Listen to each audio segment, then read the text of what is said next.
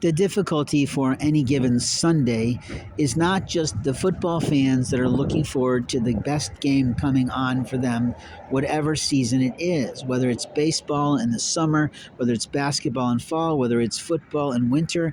But the truth is, those type of sports go on year round this time, especially for young people. Now, when my son was in high school, he had the option and was allegedly good enough with his feet because he'd always been great like that to go on a travel team, but it was going to cost us $900 plus to do that. And I just didn't feel that was a good investment of our time.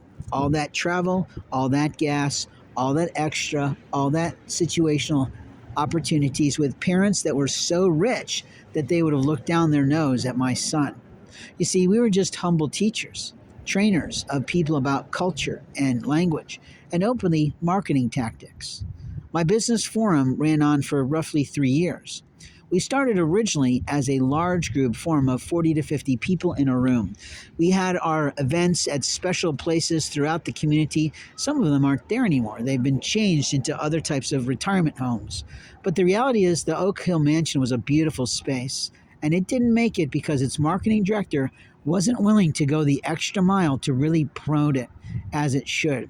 When my spouse, my significant other, my technical oriented wife went through college, we made a plan for a Japanese lunchbox space. What's amazing is how many of those have now cropped up since then and done fairly well because people do love the healthiness of the food and the value you get for your money. But when you go into a restaurant, you're always watching people who are your servers. Are they giving the same volume every time, or are they slighting you because you're a regular customer? Or are they slighting you because what you look like, what you smell like, what you feel like to them in their emotional lack of intelligence?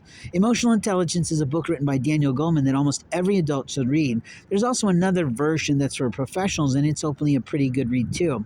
But if you're not a well-read individual about business and finance and making money, like with really reading things by Rich Dad Poor Dad, which is Kiyosaki and his fabulous wife, who's probably a second wife by her age and her looks, but who knows?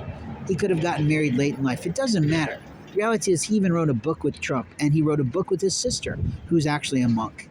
Now, when we talk about these things, we're talking about real world learning. You see, you can go to school and learn absolutely fucking nothing to get you a job today.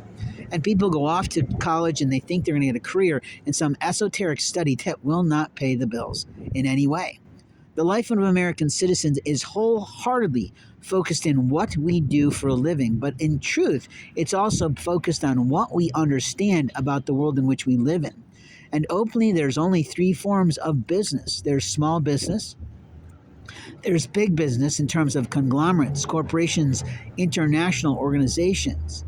And then there's retail establishments that would also fall into those categories.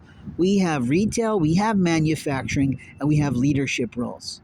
And I hear all the time from black people that they don't want the responsibility of leadership. And it's like, gosh, I guess you don't want the salary either.